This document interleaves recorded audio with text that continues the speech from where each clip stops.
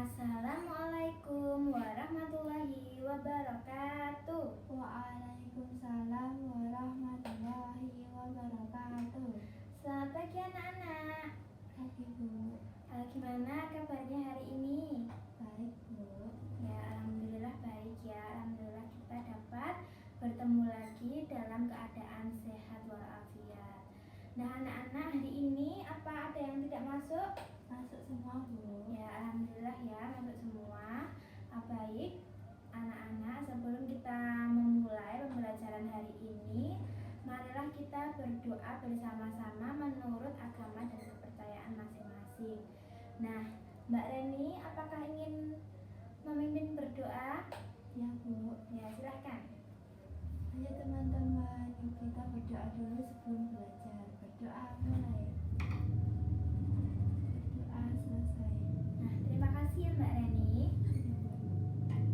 Nah anak-anak, hari ini kita akan belajar di tema 1 organ gerak hewan dan manusia, subtema 1 lingkungan dan manfaatnya, pembelajaran 4. Anak-anak, pada pembelajaran sebelumnya kita sudah membahas tentang cerita kejayaan bahari nenek moyang. Nah, pada hari ini kita akan membahas tentang kisah kejayaan bahari bangsa Indonesia sebagai negara maritim pada masa lalu yang membuat kita bangga. Nah, apakah kisah-kisah tersebut, masa-masa tersebut dapat terulang lagi sekarang dan kedepannya? Nah, coba anak-anak buka bahan ajarnya. Itu ada cerita tentang yang judulnya Kapal Pinisi, Kapal Penjelajah Dunia. Nah, silahkan anak-anak baca terlebih dahulu. Silahkan anak-anak baca mandiri terlebih dahulu ya. Ibu kasih waktu ini 5 menit saja ya. Ya Bu. Ya, silahkan.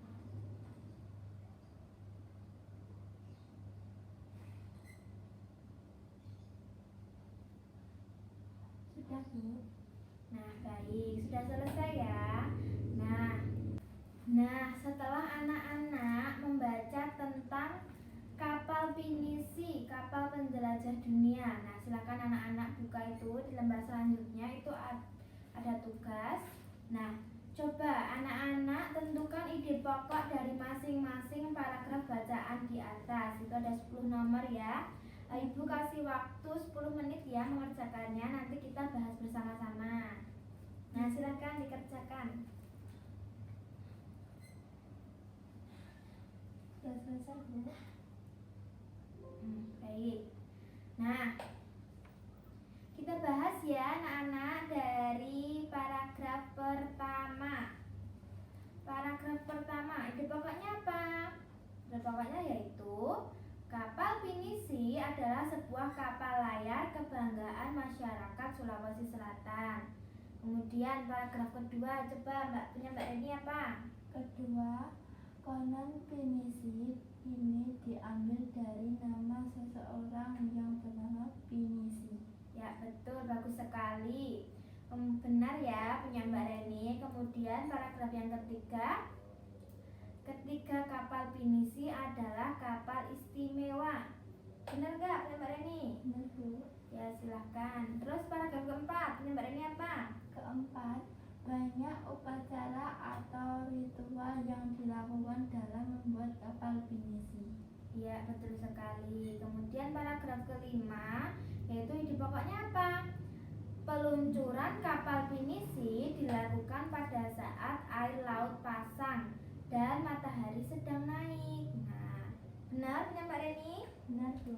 Ya, bagus.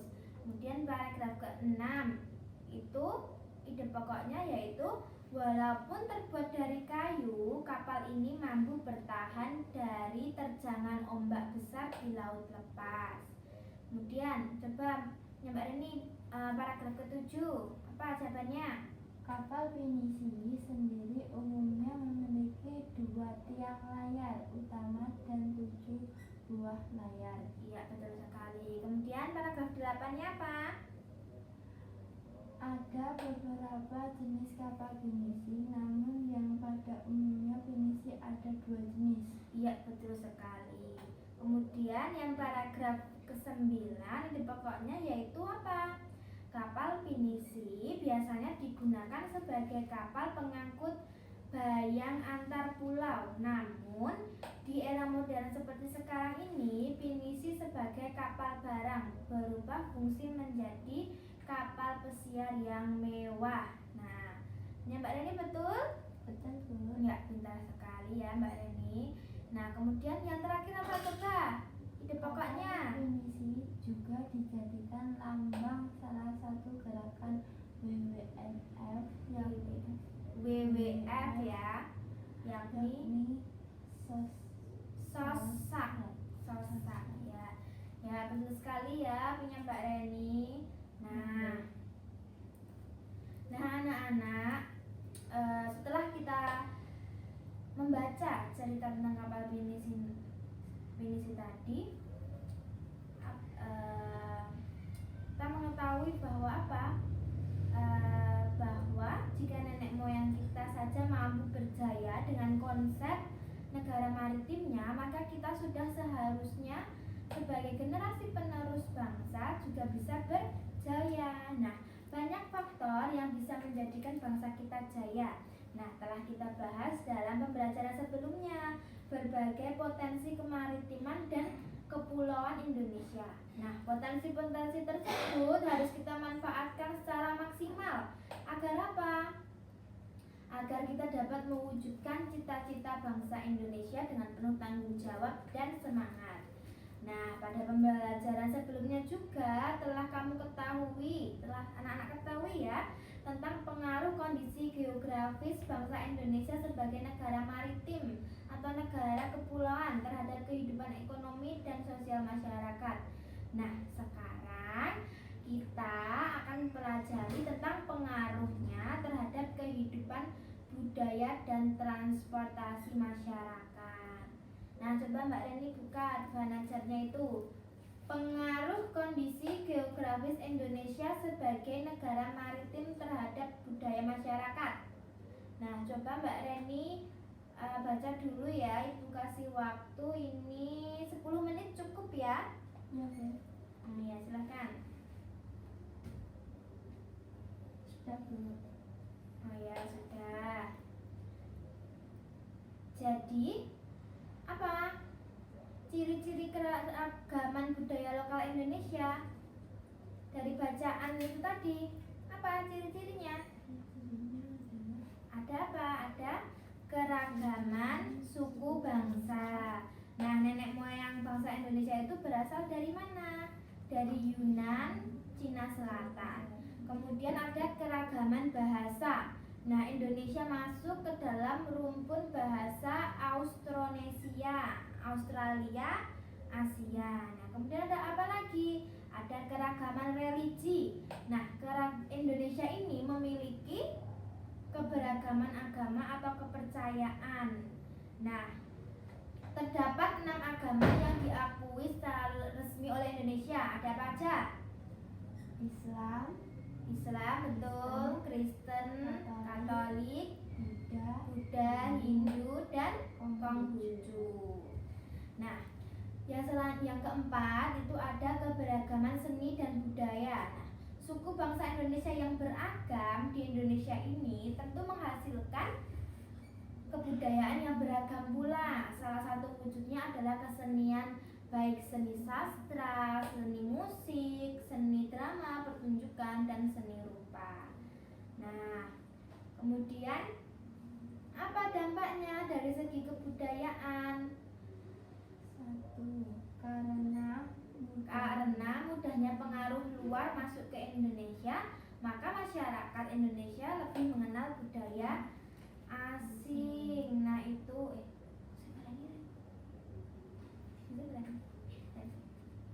Nah, anak-anak, keragaman budaya memberikan manfaat bagi bangsa kita. Misalnya dalam bidang bahasa.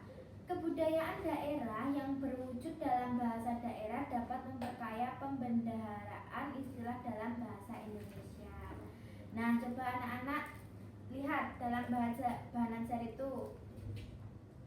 Nah, coba anak kerjakan ini lembar kerjanya. Berilah tanda centang pada gambar yang menunjukkan budaya asli Indonesia. Coba lihat itu gambarnya. Nah, kemudian tanda silang pada gambar yang menunjukkan budaya hasil dari percampuran dengan budaya luar negeri. Nah, coba anak-anak nih kita bahas sama-sama yuk. Nih gambar yang pertama. Gambar yang pertama ini apa? Centang apa silang?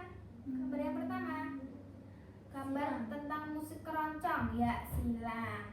Karena ini menunjukkan apa? Percampuran atau peluburan dengan budaya dari luar negeri. Kalau gambar yang kedua, gambar reog, silang. Gambar apa ini? Reog ini silang apa centang? Centang. Ya, centang. Karena ini merupakan budaya asli Indonesia. Kalau yang ini, gambar yang tiga, gambar tari, ini biasa tari kecak. Centang apa silang? Iya, betul, centang. Karena ini budaya asli Indonesia ya. Dari mana ini? Bali. Pintar sekali, dari Bali. Kalau yang ini gambar keempat, centang apa silang? Silang. Ya, silang. Karena ini apa? Bukan budaya asli Indonesia. Ini merupakan pencampuran peleburan dengan budaya dari luar negeri. Nah, sekarang anak-anak coba lihat itu bahan ajarnya. Di bahan ajar itu ada gambar pulau-pulau kepulauan Indonesia, dan juga ada gambar apa? Tentang pakaian adat dan rumah adat di Indonesia. Nah, coba anak-anak hubungkan dengan garis antara identitas budaya daerah dengan provinsi asalnya. Nah, anak-anak bisa mencari jawabannya dengan melihat buku-buku yang lain ya. Silahkan ya dikerjakan. Ibu kasih waktu 10 menit ya. Ya, Bu. Kita Bu. Kerjakan di rumah. Oh, nah, anak-anak coba lihat itu di bahan ajar itu ada latihan. Ada gambar apa itu? Kepulauan di Indonesia, dan juga ada gambar tentang pakaian adat dan rumah adat. Nah, silahkan anak-anak kerjakan itu di rumah ya. Anak-anak, gimana caranya? Hubungkan dengan garis antara identitas budaya daerah dengan provinsi asalnya.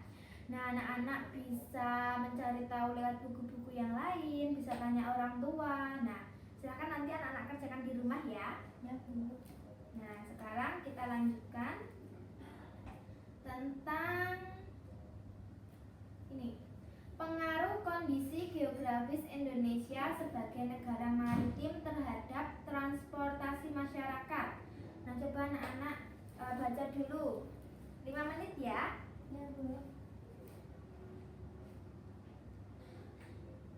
Sudah, Bu. Ya, sudah. Nah, anak-anak setelah anak-anak membaca bacaan tersebut, nah coba lihat latihannya, belajar. Nah, itu ada gambar apa? Peta apa ini? Peta kepulauan di Indonesia. Nah, peta itu di bahan ajar itu adalah peta jalur penerbangan antar pulau di Indonesia. Nah, sekarang sebutkan bandara-bandara dan lapangan udara di tiap-tiap provinsi di Indonesia. Nah, coba anak-anak kerjakan ya ini ya. Anak-anak lihat di sini.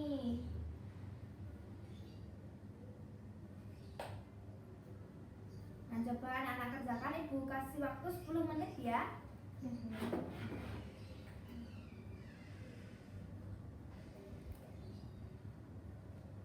Sudah, Bu.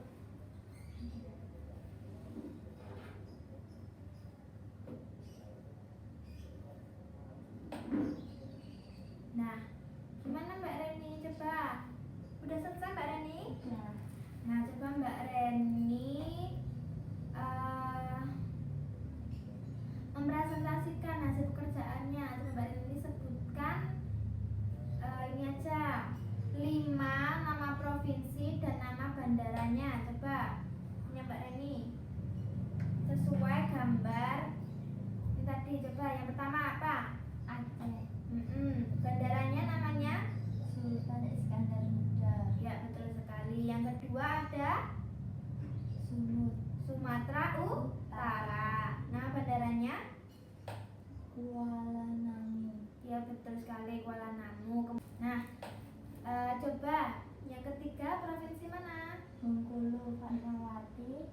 Maluku, Pattimura, Nah, yang ketiga apa? Nama provinsinya? Bengkulu, Bengkulu. Nama bandaranya? Fatmawati, Iya, betul sekali. Terus yang keempat ada Maluku, Maluku. Nama bandaranya? Pattimura, Iya, betul. Yang kelima ada provinsi mana? Gorontalo, Nama bandaranya? Jalaluddin. Ya, betul sekali ya Mbak Reni. Nah, sekarang coba lihat tuh Mbak Najar.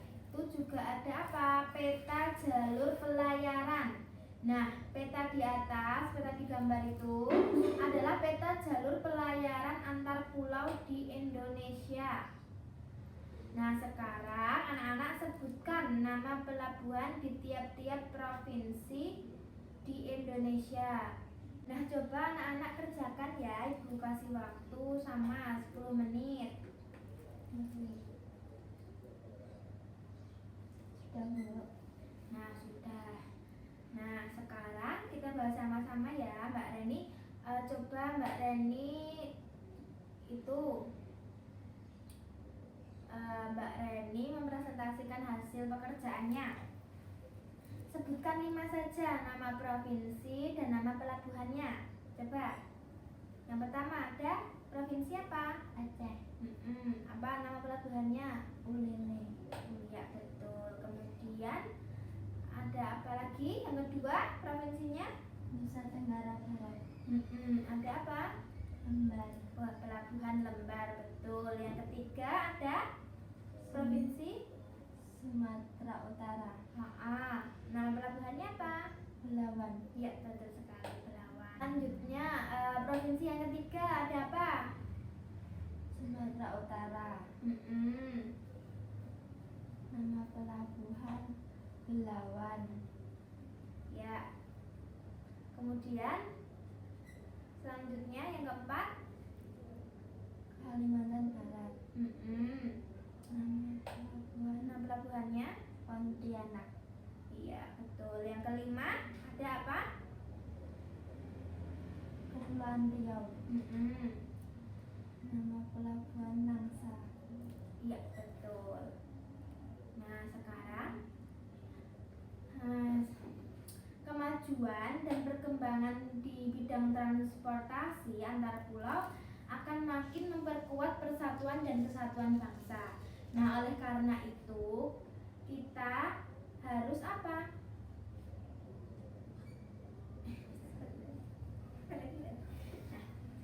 Nah, anak-anak, kemajuan dan perkembangan bidang transportasi antar pulau akan makin memperkuat persatuan dan kesatuan bangsa. Nah, oleh karena itu, akan meningkatkan mobilitas antar pulau sehingga akan memungkinkan terjadinya persebaran dan pertukaran sistem nilai dan budaya antar pulau. Nah, jika sudah terjadi hal yang demikian, maka setiap pulau termasuk masyarakatnya akan lebih merasa menjadi satu kesatuan dan menjadi bagian penting yang tak terpisahkan dari NKRI. Nah, Ibu akan menampilkan video tentang perilaku yang sesuai dengan nilai-nilai Pancasila. Nah, nih.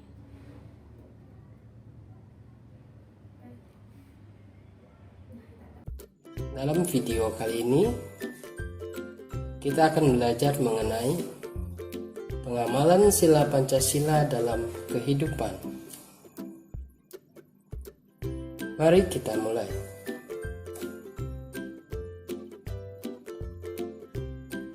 Nah, kita semua tentunya sudah tahu bahwa lambang negara Indonesia adalah Garuda Pancasila. Pada bagian tengah burung Garuda terdapat perisai yang berisi lambang sila Pancasila. Nah, karena kita mau membahas tentang pengamalan sila Pancasila, kita harus tahu dulu apa sih pengamalan sila Pancasila itu? Pengamalan sila Pancasila artinya penerapan nilai-nilai Pancasila dalam kehidupan sehari-hari. Kita mulai dari sila yang pertama. Sila pertama berbunyi, Ketuhanan yang Maha Esa, dilambangkan dengan lambang bintang. Nah, pada sila pertama mengajak kita untuk percaya kepada Tuhan dan melaksanakan perintahnya. Nah, berikut beberapa contoh pengamalan sila pertama. Bersyukur kepada Tuhan, melaksanakan ibadah sesuai dengan agama yang dianut, tidak memaksakan suatu agama kepada orang lain, berdoa sebelum dan sesudah makan, menghormati agama orang lain. Nah, itulah beberapa contoh pengamalan sila pertama, dan masih banyak lagi contoh lainnya. Selanjutnya, sila kedua. Bunyi silanya, kemanusiaan yang adil dan beradab. Sila kedua dilambangkan dengan gambar rantai. Nah, di sila kedua kita diajak untuk bersikap saling mencintai sesama manusia. Berikut beberapa contoh pengamalan sila kedua. Membantu korban bencana alam, membantu adik belajar, tidak berbuat kasar kepada orang lain, menolong teman yang kesulitan, dan bersikap sopan kepada orang tua. Itulah beberapa contoh pengamalan sila kedua. Tentunya masih banyak contoh lainnya. Selanjutnya, sila ketiga. Sila ketiga berbunyi Persatuan Indonesia. Sila ketiga dilambangkan dengan pohon beringin. Nah, di sila ketiga kita diajak untuk cinta terhadap bangsa Indonesia atau cinta tanah air. Contoh pengamalan sila ketiga: mengikuti upacara bendera dengan tertib, mencintai dan bangga menggunakan barang atau produk buatan Indonesia, bermain dengan teman dengan rukun, melestarikan budaya daerah, dan berteman dengan tidak membeda-bedakan suku dan agama. Itulah beberapa contoh pengamalan sila ketiga. Sila keempat. Bunyinya, kerakyatan yang dipimpin oleh hikmat kebijaksanaan dalam permusyawaratan perwakilan. Sila keempat dilambangkan dengan kepala banteng. Nah, di sila keempat kita diajak untuk bermusyawarah dalam menyelesaikan suatu masalah. Beberapa contoh pengamalan sila keempat: menyampaikan pendapat, berdiskusi atau kerja kelompok, menerima hasil musyawarah dengan lapang dada, saling menghargai pendapat, musyawarah dalam pemilihan ketua kelas. Itulah beberapa contoh pengamalan sila keempat.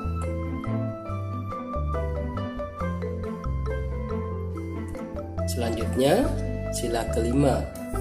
Bunyi silanya, keadilan sosial bagi seluruh rakyat Indonesia. Sila kelima dilambangkan dengan padi dan kapas. Pada sila kelima, kita diajak untuk bersikap adil terhadap sesama. Nah, beberapa contoh pengamalan sila kelima: tidak berbuat curang kepada orang lain, menghargai hasil karya orang lain, tidak boros dan suka menabung, melaksanakan hak dan kewajiban secara seimbang, dan bergotong royong ketika membersihkan kelas. Nah, itulah beberapa contoh untuk pengamalan sila kelima. Nah, anak-anak, setelah anak-anak mengamati video tadi, coba dibuka di bahan ajarnya. Itu ada lembar kerja. Nah, coba anak-anak nanti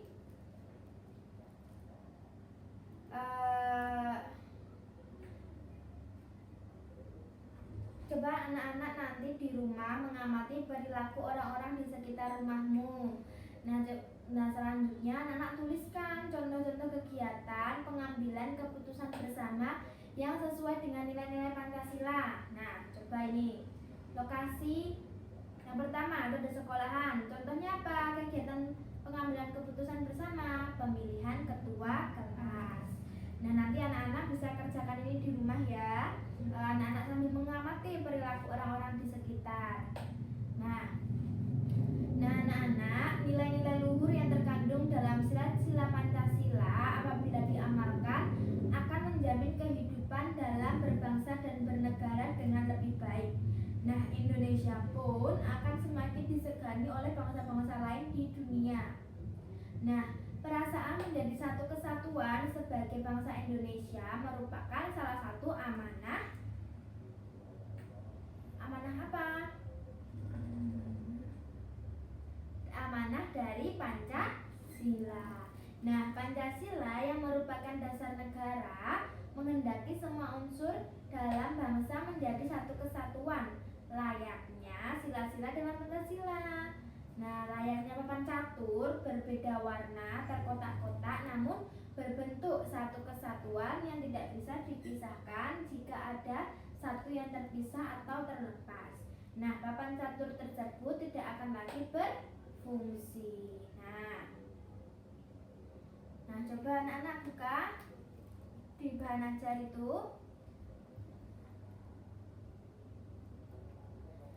Coba anak-anak amatilah perilaku masyarakat di sekitarmu. Nah, bagaimanakah sikap orang-orang di sekitarmu terhadap kelestarian budaya daerah atau tradisional yang merupakan bagian dari kekayaan bangsa Indonesia?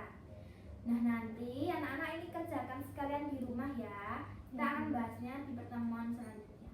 Nah, ini nanti keseniannya misalnya seni tari. Nah, apakah orang-orang di sekitar anak-anak itu peduli, kurang peduli, atau tidak peduli gitu ya. Nah, anak-anak nanti bisa bekerja sama dengan orang tua. Nah, anak-anak, ibu akan memberikan soal evaluasi. Nanti silakan anak-anak kerjakan ya di rumah. Dikumpulkan besok ya. Ya.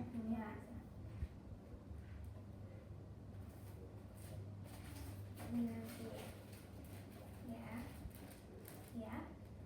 Nah, anak-anak, karena kita sudah berada di akhir pembelajaran, nah kita cukupkan saja ya pembelajaran hari ini.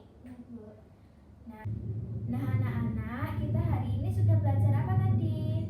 Sudah belajar tentang kejayaan bangsa Indonesia pada bidang maritim. Kemudian apa? Ada pengaruh kondisi geografis Indonesia sebagai negara maritim. Dan juga kita belajar tentang perilaku yang mencerminkan Pancasila.